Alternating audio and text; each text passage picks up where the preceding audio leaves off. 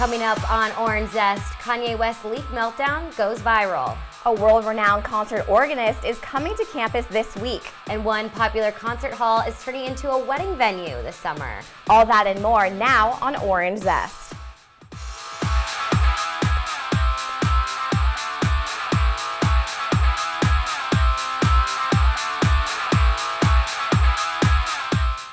Hello and welcome to Orange Zest. I'm Maddie Stessman alongside Jackie Prager, who is filling in for Maddie Olaskevich today. This afternoon, we remember author Harper Lee in today's top story.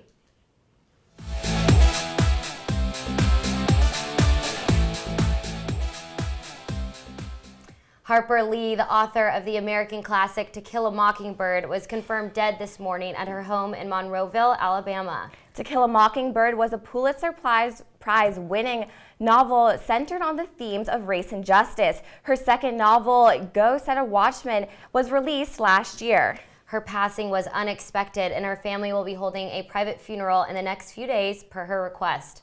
The author was 89. In other top news, Kanye West behind-the-scenes episode at Saturday Night Live leaked Wednesday night. The New York Times Post page 6 posted explicit audio of West seemingly pumping his ego and trashing Taylor Swift moments before the live show. The rapper can be heard ranting that he is 50% more influential than legendary filmmaker Stanley Kubrick, Pablo Picasso, St. Paul the Apostle, and drug runner Pablo Escobar. West was reportedly upset that staffers ripped up parts of the flooring for his stage because it was reflecting stage lights. Sources say that SNL had to reason with the rapper to keep him from bolting from the show. This is just the latest of West's bizarre daily happenings. In the past few weeks, he is proclaimed to be $53 million in debt and was involved in a Twitter feud with Wiz Khalifa.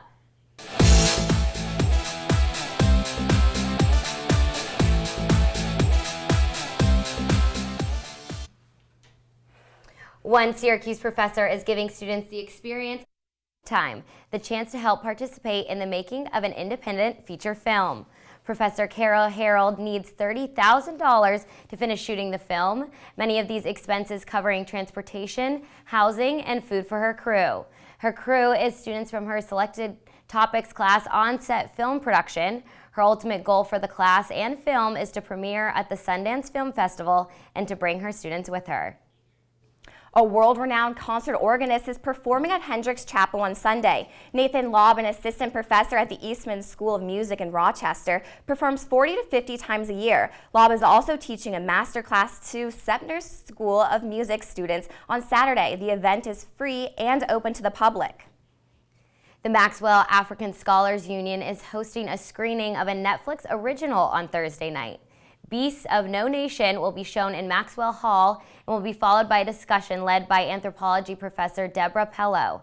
The film is a Netflix original about a warlord in an unspecified West African country who trains a child to be a soldier in his army. The event is free and food will be served.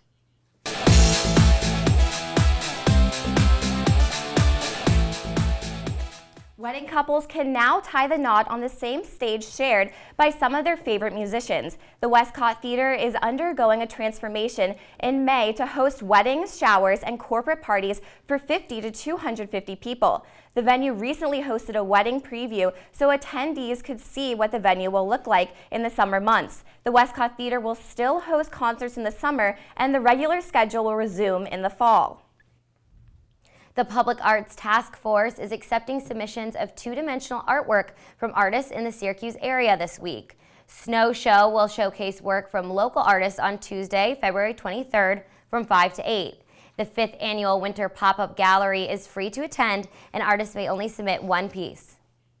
One local artist is busy at work cleaning nearly 40 years worth of smoke and dust off the painting at the former Hotel Syracuse. Painted in 1949 by an SU professor, the large mural has been hidden behind mirrors in the hotel lobby. The painting depicts the first 100 years of Syracuse's history. The Hotel Syracuse is currently undergoing millions of dollars worth of renovations. After the break, we are breaking down everything that went down at the Grammys. And our opinions are all of the trending news this week. Stay with us.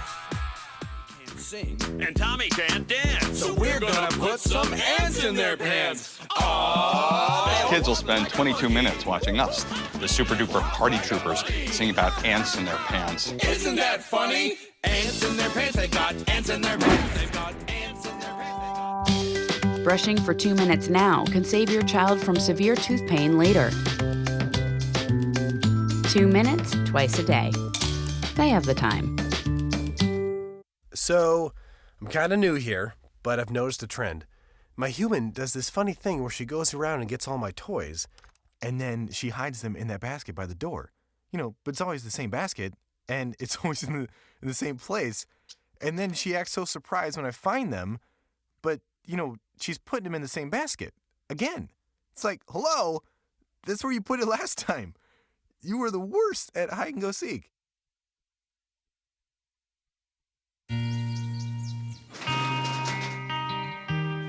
I've got a job to do today. I've got a job to do today.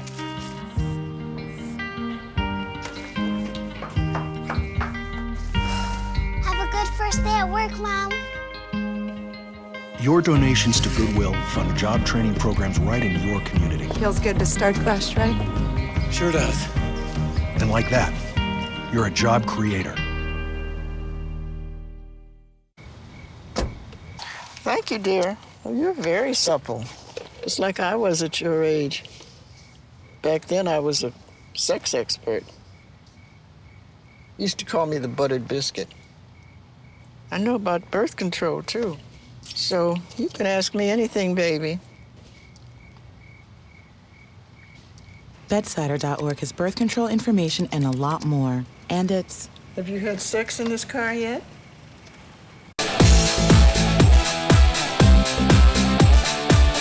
This Monday, music's biggest night took to the stage to honor the best and brightest in the industry. From the fashion to the drama, Nicole Dementri is live in studios with us. Nicole? Yeah, Jackie, certainly the 58th Annual Grammy Awards took from the best awards show this year. Unlike the scrutiny the Oscars are undergoing for lack of diversity, the Grammys made sure to recognize some of hip-hop and R&B's most deserving legends. Famous rap group Run DMC won the Grammy Lifetime Achievement Award, making history by being the first ever hip-hop group to deserve the award. Lionel Richie won the Music Careers Person of the Year Award and serenaded the crowd with John Legend, Best New Artist winner Meghan Trainor, Demi Lovato, and Trayvon, before finishing off with his hit performance of his 1983 hit All Night Long. And although Rihanna did not perform due to bronchitis, the show wasn't lacking any talent. Now, Stevie Wonder accompanied Pentatonix, which is a cappella group, in a tribute to Earth, Wind, and Fire for his lead singer, Maurice White, after he passed away 2 weeks earlier. Now, Kendrick Lamar ended up taking home 5 of his 11 nominations, including Best Rap Album to Pimp a Butterfly, his album, and Best Rap Song for All Right. The rap star also performed a group-speaking rendition sporting Prison Blues, which got a shout-out from President Obama on Twitter. And after performing, the Hamilton cast took to the stage and wowed viewers during their acceptance speech for Best Musical Theater Album when one of their members rapped their entire award speech. And really, what's a good award show without some drama? Now, following the release of Kanye's new song Fame, where lyrics suggested that he made Taylor Swift famous, things were certainly addressed in Swift's speech for Album of the Year. The superstar didn't specifically call out Kanye, but instead took to the classy route and talked about using the naysayers to fool your drive. So, are you guys Team Swift or Team Kanye? Not getting involved. No Not comment. That question. Well, Nikki, I have to ask you, what is the Grammy cam that people are talking about? Okay, so the Grammy cam is actually really cool. On the bottom of each Grammy actual award, they put a little camera in it, so you could see it was a little more in-depth, personal look. When they took it back to their tables, it was live streaming online, and it was great. It was really cool. Fun. Yeah. Really personable reactions. Yeah, and it was really different. You know, you got to see their interactions at the table. table, and it wasn't just, oh, like, thanks for the award, I'm going to go sit down now. And they're rushing you off to finish your speech. Exactly. The music wasn't playing, it kept playing. Well, that's really cool. Yeah. But what is the difference between the record of the year and then the song of the year? Okay, so record of the year basically is including everything. So the producer who mixed the track, the songwriter, so it's including everyone. So that went to Uptown Funk. Great jam. Right. Everybody loved that last catchy. year. And then Song of the Year is just a songwriter. So that went to Ed Sheeran. He actually beat out his best friend Taylor Swift. He stood up and cheered from it. It was great. For Thinking Out Loud, which is a song everybody loves. So. And then, Nikki, I have to ask you, there were so many great speeches. What was your favorite? You know, my absolute favorite, and I'm just going to go jump on the bandwagon here, but I love Taylor Swift's speech. I mean, you couldn't. You couldn't not love it. It was a great anthem for all the women out there to just stand up and really get into it and make sure that all those naysayers really focus your drives. Yeah, I thought it was awesome. Very motivational. Thank you so much, no Nikki. problem. And here to tell us more about Grammy fashion is Claudia. Thanks, Maddie. As always on the red carpet, some stars dazzled while others not so much. Let's start with best friends Taylor Swift and Selena Gomez. They definitely dazzled while showing off lots of skin together. The two showed off their fit bods in dresses by Calvin Klein and Versace. A little more conservative was singer Adele. She looked very elegant in a sparkly black Givenchy dress. I think the color and the shape of the dress worked perfectly for her, and she looked slim and beautiful. British singer Florence Welch also took the covered-up look, but went for a little less of a mature look. She took a risk in a candy pink sequin Gucci dress. I think she is very talented and unique, but I maybe would have gone with something a little more mature for the red carpet. Maybe a darker color? I don't know, but with so many sparkles and bare skin on the carpet, it also was a little risky going simple. But one star who rocked it was Ellie Goulding. She dazzled in a light pink Stella McCartney spaghetti strap dress. And John Legend's wifey Chrissy Teigen showed off her baby bump, in a dazzling Youssef Al-Jazmi white fitted gown. With the slick hair pulled back and the sparkly gown, she looked fabulous. And last, Lady Gaga. Let's just say this choice was interesting, but she was paying tribute to David Bowie, which was awesome, in her blue Marc Jacob gown paired with sky-high red heels. She topped it off with some red hair and blue eyeshadow. While this may have been a shock for any other star, we have to remember it was Lady Gaga. I think maybe a little less eyeshadow would have worked, but she still rocked it in her own way. Hit or miss, I think we can say that all the stars showed off their personality and looked beautiful in their own way. Well, thanks, Claudia. And it's time now for Last Word, where Maddie and I will have 15 seconds to each give our own thoughts on this week's biggest stories. All right, up first, Jackie, we're talking about Scott Disick, and he's kind of spiraling downhill again recently in New York City. What are your thoughts? Well, he's always a troublemaker. I feel like he just keeps going back into this, you know, he's doing good and then going bad, so I'm kind of not surprised. Yeah. My thoughts, I wish that he would just stop because I'm rooting for him so bad, but every time he does this, I mean, he shows why they're not together right now. It's a perfect example. I feel so bad for him. Yeah, but great for Courtney doing her own thing. Anyways, our next topic, Jackie, is the Grammys. I know we just had a lot of Grammy info thrown at us. What were your thoughts? Well, I think that there was just so many tributes done, and I thought it was really inspiring, especially Lady Gaga's and for David Bowie, and it was really nice. I saw even afterwards his son even tweeted out saying how much he loved the tribute, and it was just really nice to have more meaning to the Grammys. Yeah, I thought it was great. I feel like every year the award show kind of gets more and more heavily performance emphasis and less on the awards, and I kind of would have liked to see a little bit more of the awards given out. I kind of think Taylor Swift did not deserve Album of the Year as much as we all love her. There were so many other greats in that category, but it was a great night. I watched the whole thing. Normally I fall asleep, but no, you have to stay till the end. I thought it was a great show. All right, up next, New York Fashion Week. Okay, well, this is a hard one because there's so many fashions and it's so hard to catch everything. Yeah. But I thought that the Marc Jacobs ending on Thursday was just out of this world. It was incredible. It was all gothic and very just oversized things, and Lady Gaga just killed it. And I think Kendall Jenner was in that show as well, which my thoughts was I was going to mention that the Kardashian clan, I feel like, really blew up Fashion Week. They took I feel over. like it was less about the designs and more about what are they doing, what's the next Yeezus big event, which was great for his line, but I think it kind of took away a little bit from the rest of the fashion. And then our last topic that I want to get your thoughts on is Justin Bieber attempting to cover up that tattoo of Selena Gomez. You know what? I think he did it. He might not have been the best decision. Maybe he should have waited for a commitment. But you guys just got to own up to it. I mean, it's there. You might as well be proud of it. And maybe they'll get back together and it'll end up okay. I know. He got it for a reason. I think you should try to keep it. He didn't do a great job of covering it up in the first place. No. So I wish that he had just left it, but it tells a story. You know, it's what he wanted at the time. So there we go. Well, when we come back, our Pretty Little Liars expert is in the studio with us. And we're going to be looking at all that spring trends you'll want to know before you go shopping. We'll see you right here in a minute. The weekend usually is a time to relax and unwind from the pressures of work and school.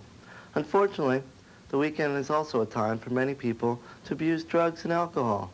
Listen to the words some people use when they talk about the good time they had over the weekend. They say, "I went to a party Friday night and got plastered," or "Saturday night, I was really wasted." Maybe they didn't have such a good time after all. This message furnished by the NCAA. Hey, my name's Katie and I'm in the 9th grade. I'm an A average student and I'm an athlete working towards a scholarship. And everybody tells me how much potential I have. But I just wish someone would tell me where my next meal is coming from. Katie, how'd I do? Do you have to be so serious? Well, I mean, I did like a crazy dance in a movie if you want me to like, you know, do a little, no. Play a role in ending hunger. Visit feedingamerica.org/hunger and find your local food bank.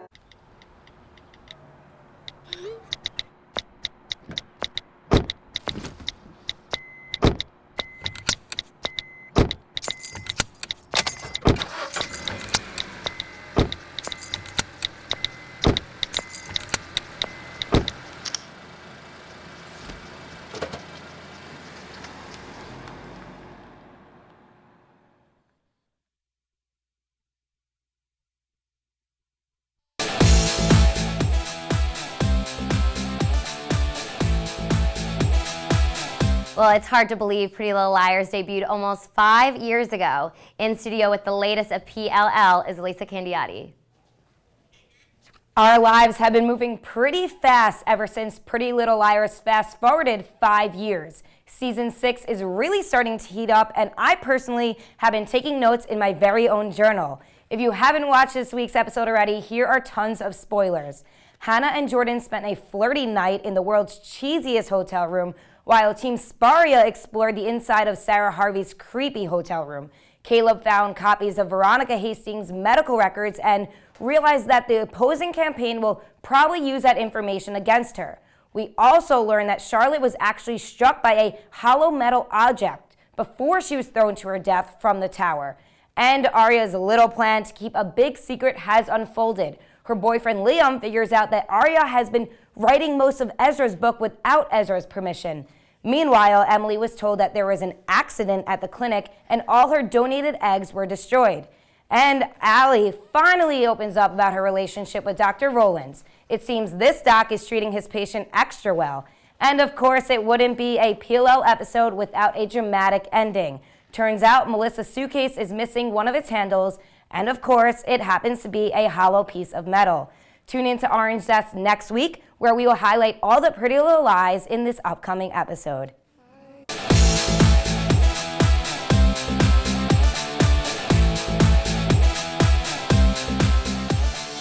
Mob Wives stars Angela Big Andreola died earlier Thursday after a battle with lung and brain cancer. Known for her raspy voice, large stature, and love of plastic surgery, she quickly became a popular member of the Mob Wives cast. Her success on that series led to the VH1 spin-off Big Ange and has also appeared on the VH1 reality series Couples Therapy. Rayola was 55 years old. And Adele isn't blaming Justin Bieber for her less than stellar performance on Monday. The superstar singer told Ellen DeGeneres on her talk show Thursday that she was embarrassed by her Grammys performance. Early into her live rendition of All I Ask, it was clear that something was wrong. Adele rep says the microphone fell on the piano strings and caused her pitch to be off. Adele says she cried the entire day after the Grammys, but treated herself to some In-N-Out. With spring break on the horizon, Lauren Dana has the scoop on all the new spring trends. Although it may not feel like it right now, spring is almost upon us. What this means new fashion trends to follow. Experts predict that flat mule shoes will be huge this upcoming season, which I'm super happy about. These shoes are easy to slip on and so comfortable, so we won't have to worry about blisters or struggling to catch up with the rest of the group. Another hot trend this spring, lightweight denim. This look is adorable and casual, making it perfect for a spring weekend day or class. Expect to see lots of denim dresses, skirts, and shirts once the weather gets warmer. And lastly, my favorite trend of all, orange, and lots of it. Extremely fitting for us orange women, our favorite shade can now go beyond the dome in basketball games into everyday apparel and accessories. Many different brands highlighted our signature color in their ready-to-wear collections. We'll be right back after this short break.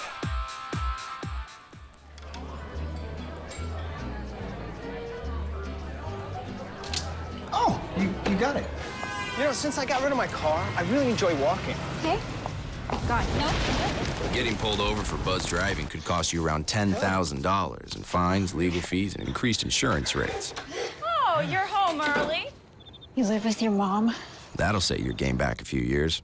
Buzzed, busted, and broke. Because buzz driving is drunk driving.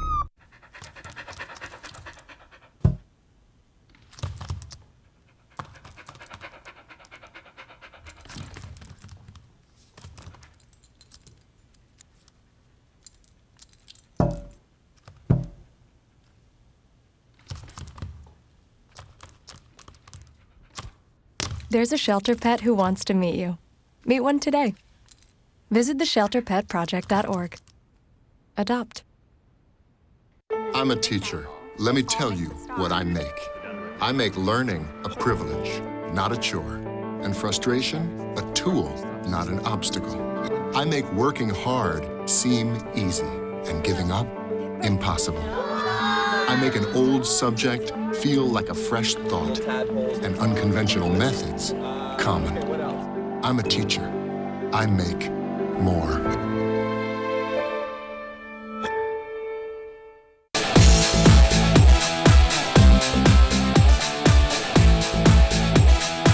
What happened to all the child stars we loved and grew up watching? We have the top 5 most shocking celebrity Where Are They Now stories. Coming in at number 5 is Jonathan Lipnicki from Stuart Little. After a 16-year break from Hollywood, Lipnicki is not so little anymore, literally. He's now a bodybuilder and can be found starring in indie movies Edge of Salvation and For the Love of Money. Number 4 goes to Blake and Dylan Tuomi-Wilhoit, who played the twins from Full House. The child stars left the Hollywood scene right after the show ended. They wanted to live a normal life, but we can still follow their whereabouts on their Twitter, #90sEraFame. And number 3 is the 90s singer heartthrob Aaron Carter. He may not be in the limelight anymore, but he is still in the music business. Carter now goes by DJ Kid Carter, and he recently dropped his new single, Curious. Number 2 goes to the Home Alone prankster Macaulay Culkin. The Home Alone series launched his career, leading to roles in The Good Son and Richie Rich. But Culkin's fame was short-lived when he went on a break from Hollywood in 1998. He's now trying to have a comeback by starring in an iPhone experimental movie, The Wrong Ferrari. And finally, our number 1 goes to Shia LaBeouf. The Disney Channel Even Stevens star had a successful career, landing roles in Disturbia and Transformers, but now his personal life has taken a turn for the worst. He's been charged with assault and arrested for DUIs and accused of plagiarizing a short film. And even worse, he put a bag over his head at the Berlin press conference. It looks like Shia LaBeouf is a bad boy now. Stay tuned because Orange Zest will be right back. If I got to go to college, oh my goodness. I like discovering new things. You get to see what works for you and what doesn't. That helps you evolve as a person. You get to make like a supernova of skill or talent or whatever it is. I've always wanted to go to college. I just feel like that's my destiny. My name is Queen, and I am your dividend.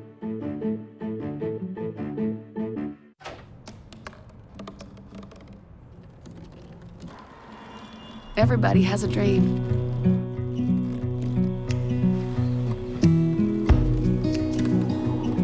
Mine was to see the ocean. And with a little help, I made it.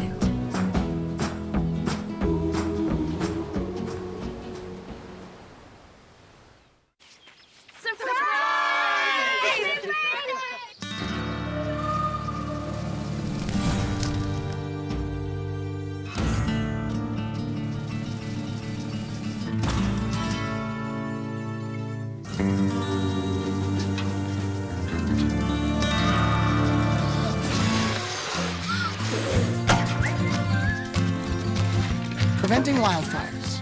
That's all Smokey wants for his 70th birthday. Huntington! Every proper bear knows that the right fit means everything. Especially when it comes to car seats. Oh, really? I just did what any bear would do. So know for sure that your child is in the right car seat for their age and size. I like it. To learn more, visit safercar.gov/the right seat. Oh, hello there. Oh, where's that bear?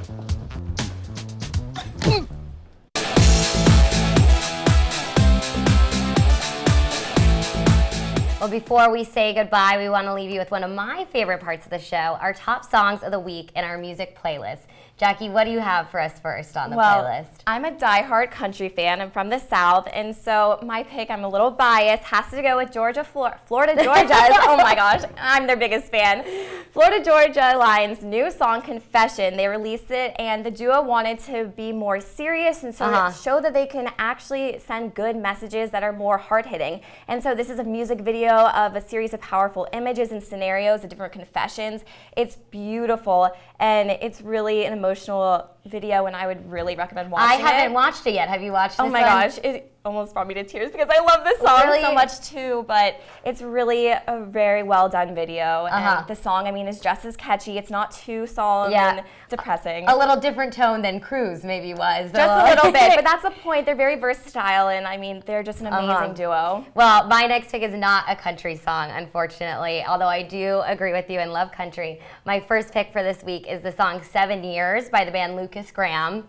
It's the band's first ever single to make it on the Billboard Hot 100 charts, and I'm obsessed with it. It makes you a little bit sad to grow up. It's all about growing up, but the lyrics are absolutely beautiful. I don't know if you've heard this one yet. I haven't heard it yet, but I haven't even actually heard of the band. I hadn't either, and this is their second album is what the song's off of, and so they're finally getting their big break with this song. I think it actually was number 7 on the charts when I checked just before this. Well, that's a huge accomplishment for them. Yes, and it's, I really, the second I heard this song, I was like, you know, what is that? And Maddie and I were talking about it for a while, and it kind of takes you through the stages of growing up, of like when you first have your kid and what you first dream of, and it's definitely something that... It relates to viewers, though, and listeners, and I think those are the best kind of songs. Yeah, I definitely recommend you and everyone else takes a listen to that one.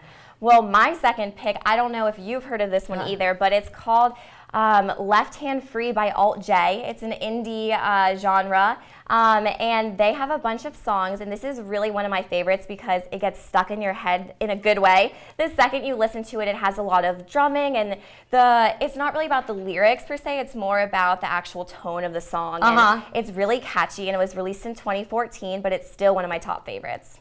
I don't know if I've heard this one. Can you sing me a little bit of the... I don't have a really good singing voice, so I really wouldn't. Okay. All right. Well, up next, we are talking about Shia LaBeouf again, which he's, as we mentioned before, he's really had a crazy time. But he today is locked in an elevator for 24 hours, and you can catch that live stream online. I'm sure you took a look at this right before, right? I did, and it's really bizarre, but it's a movement, and so we'll see his release tomorrow morning. Well, that's all we have on Orange Zest today, but from both of us, thank you so much for watching. Have a great weekend.